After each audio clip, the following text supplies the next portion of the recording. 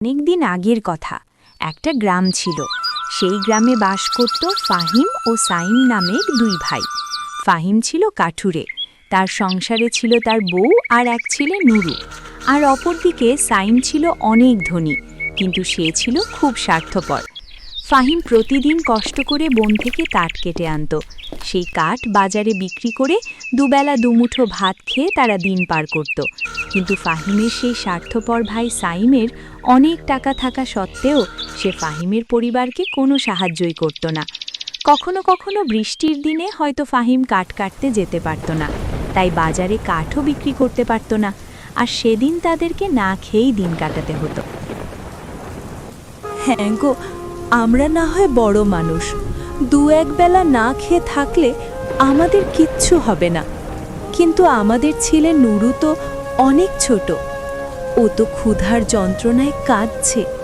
যাও না গো, তোমার ভাইয়ের কাছে একটু খাবার নিয়ে এসো। ফাহিম তখন তার ভাইয়ের বাড়িতে যায় এবং দরজায় গিয়ে নক করে।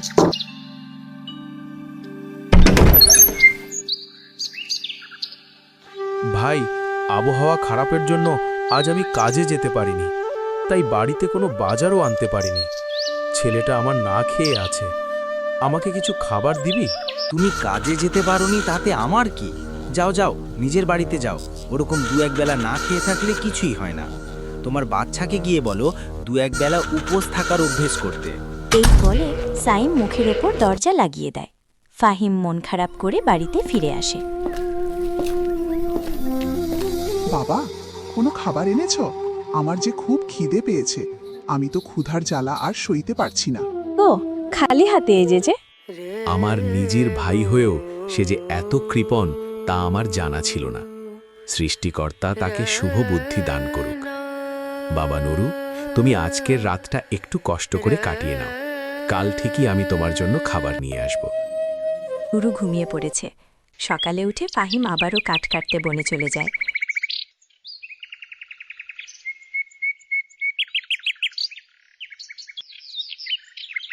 এভাবেই বন থেকে কাঠ কেটেই তার সংসার চলতে থাকে। একদিন হঠাৎ ফাহিমের শরীর খারাপ করে। সে তার বউকে ডেকে বলে, আজ 5 দিন হয় আমার শরীর খারাপ, জমানো টাকা সব শেষ হয়ে গেছে, ঘরে খাবারও তো সব শেষ হয়ে গেছে। কাল যদি কাঠ কাটতে বনে না যাই, তাহলে আমাদের আবারও উপোস থাকতে হবে। তোমার যা শরীর, এই অবস্থায় কাজে যাওয়া তোমার একদমই ঠিক হবে না। বাবা, আমি তো একটু বড় হয়েছি, কাল আমি বনে গিয়ে কিছু কাঠ কেটে আনি। সামান্য কিছু কাঠ কেটে আনলেও তো আমাদের একবেলা খাওয়াটা অন্তত হয়ে যাবে। তুমি পারবে বাবা? হ্যাঁ, আমি ঠিক পারবো, তুমি দেখে নিও। পরদিন সকালে কুঠার হাতে নিয়ে নুরু বনের দিকে যায়। তার ছোট দেহ, ছোট শরীর, তাই সে ছোট ছোট গাছের দিকেই নজর দিল। একটা ছোট গাছের কাছে গিয়ে সেটি কাটার জন্য সে কুঠার উপরে তুলল। তখন সে ভাবল, আহা, এই গাছটা কাটবো? এটা তো অনেক ছোট, জীবনের কটা দিনই বা সে পার করেছে। একে যদি আমি না কাটি, তাহলে আরো অনেক দিন সে বেঁচে থাকবে। তাই এই গাছটিও তার কাটা হলো না। এভাবে এক এক করতে করতে নুরু একটা অনেক পুরনো গাছের সামনে এসে পৌঁছালো। বড় গাছটির সামনে এসে নুরু চিন্তা করল, তো অনেক পুরনো একটা গাছ, এর তো অনেক বয়স হয়ে গেছে, এ আর কটা দিনই বা বাঁচবে, একে কষ্ট দেওয়া কি আমার ঠিক হবে? নুরু খুব নরম মনের ছিল। গাছকে কাটলে গাছ কষ্ট পাবে, এই চিন্তা করতে করতে তার আর কোনো গাছই কাটা হলো না। তখন সে বুড়ো গাছটাকে বলল, গাছ, তুমি আমাকে ক্ষমা করে দাও, আমি বাধ্য হয়ে তোমাকে কাটতে যাচ্ছি, কারণ আমি যদি কোনো কাঠ কেটে না নিয়ে যাই, তাহলে আমাদেরকে না খেয়ে থাকতে হবে। তুমি আমাকে ক্ষমা করে দিও। এই বলে নুরু কুড়োল ওপরে তুলল। যখনই সে কাটতে যাবে, তখন গাছ কথা বলে উঠল। এই বৎস, আমি তোমার সব কথা শুনেছি। তুমি খুব নরম মনের মানুষ, তোমাকে আমার পছন্দ হয়েছে। অন্য মানুষরা এসে নির্বিচারে গাছ কেটে নিয়ে চলে যায়, আর তাদের এটা মনে হয় না যে গাছেরও প্রাণ আছে, গাছও কষ্ট পায়। কিন্তু তুমি তাদের থেকে আলাদা, তুমি খুব ভালো। গাছ আবার কথা বলতে পারে নাকি? আমি কোনো সাধারণ গাছ নই, আমি হলাম জাদুর গাছ।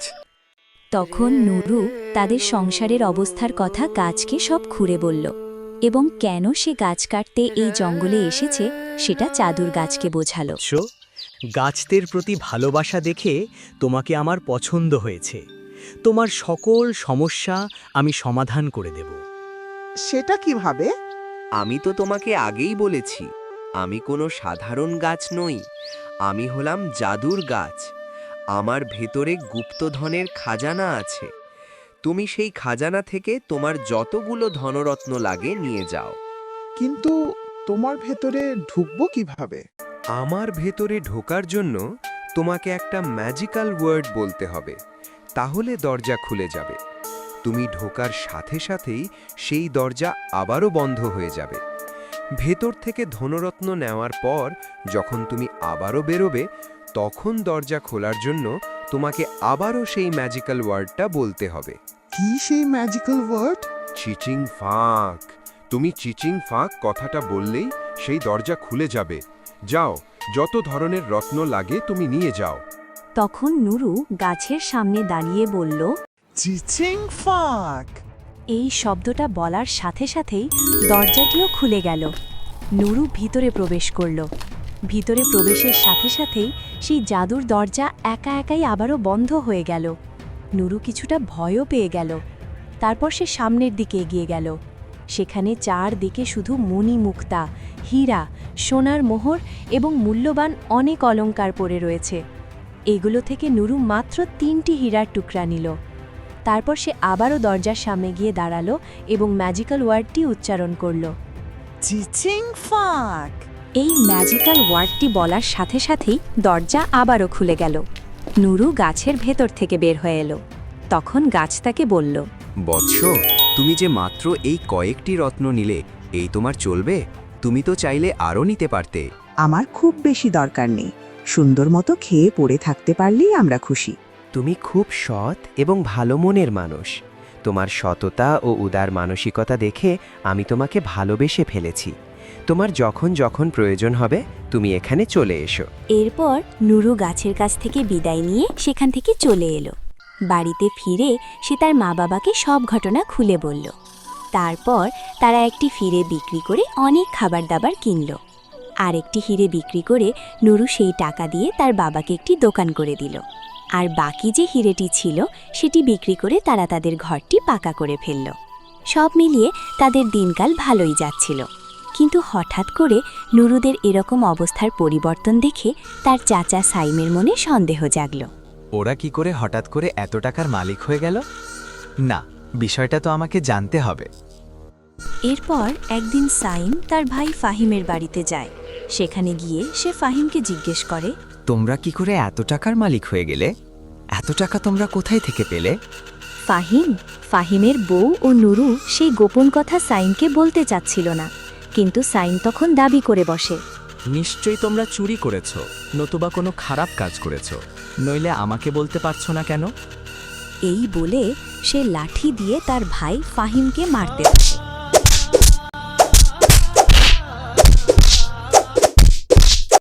তখন নুরু তার চাচা সাইমকে একে একে সব ঘটনা খুলে বলে এবং চিচিং ফাঁক বললে যে দরজাটি খুলে যায় সেটা তাকে জানিয়ে দেয়।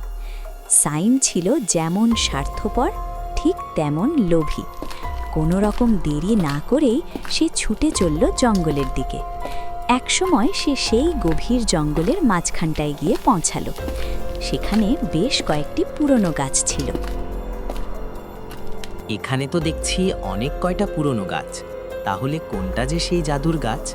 একটা কাজ করি, এক এক করে সবগুলো গাছের সামনে গিয়ে সেই ম্যাজিক্যাল ওয়ার্ড চিচিং ফাঁক বলি। এরপর একটা একটা করে গাছের সামনে যায় আর বলে, চিচিং ফাঁক, চিচিং ফাঁক, চিচিং ফাঁক, চিচিং ফাঁক।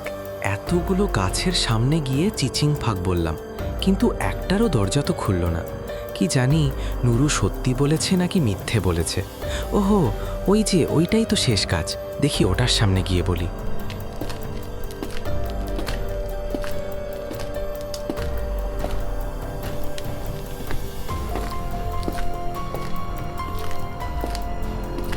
চিচিং ফাঁক। এই কথা বলার সাথে সাথেই জাদুর গাছটার দরজা খুলে গেল। সাইম ভিতরে প্রবেশ করল। ভিতরে প্রবেশ করা মাত্রই দরজাটি আবারও বন্ধ হয়ে গেল। সাইম তখন সামনের দিকে এগিয়ে গেল। চারদিকে এত ধনরত্ন পড়ে থাকতে দেখে সে তো ভীষণ অবাক। সে দৌড়ে একটা সোনার মোহরের বক্সের সামনে যায় এবং সেটি হাতে তুলে নিয়ে বলতে থাকে, এত সোনা আমি জীবনেও দেখিনি। তখন সে বস্তা ভর্তি করে সোনা নেয়। তারপর সামনে তাকিয়ে দেখে হীরার বক্স। লোভী সাইম দৌড়ে সেখানে চলে যায়। সোনাগুলো ঠেলে দিয়ে সাইম বস্তাতে হিরে তুলে নেয়। তারপর সামনে তাকিয়ে তার চেয়েও মূল্যবান রত্ন দেখতে পায় এবং সেখানে দৌড়ে যায়। এভাবে সাইম পাগলের মতো একটা বাদ দিয়ে আরেকটার কাছে ছুটতে থাকে। একটা সময় এসে সে ক্লান্ত হয়ে পড়ে। ইস, কি যে ভুল করেছে একটা বস্তা এনে। অনেকগুলো বস্তা আনলে আমি সবগুলোই নিয়ে যেতে পারতাম। কে জানতো এখানে এত রত্ন রয়েছে। যাই হোক, পরের বার আসার সময় অনেকগুলো বস্তা নিয়ে আসবো। শেষমেশ লোভী সাইম তার সাথে নিয়ে যাওয়া বস্তাতে সব কিছুই একটু একটু করে নিয়ে নেয় এবং বাড়ি ফেরার জন্য প্রস্তুত হয়। পরিশেষে সে বন্ধ দরজার সামনে গিয়ে দাঁড়ায়। ইস, নুরু কি যেন বলেছিল শব্দটা, যেটা বললেই দরজা খুলে যায়? কি যেন শব্দটা না মনেই পড়ছে না। কি যেন সেই শব্দটা, কি যেন ফাঁক। সেই শব্দটা বলতে না পারলে তো দরজা খুলবে না, আর দরজা না খুললে আমি তো বাহিরে বের হতে পারবো না। আমার তো অর্ধেক মনে রয়েছে। দেখি, এটা দিয়ে ট্রাই করে দেখি। আল্লু ফাঁক, বেগুন ফাঁক, পটল ফাঁক। সাইম যাই বলুক না কেন, দরজা তো আর খোলে না। বানিয়ে বানিয়ে বিভিন্ন শব্দ বলতে বলতে সাইম ক্লান্ত হয়ে পড়ে। সে কিছুক্ষণ বিশ্রাম নেয়, আবারও বলা শুরু করে, কলা ফাঁক, আপেল ফাঁক, কাঁঠাল ফাঁক। এভাবে উল্টাপাল্টা শব্দ বলতে বলতে একদিন দুদিন পেরিয়ে যায়।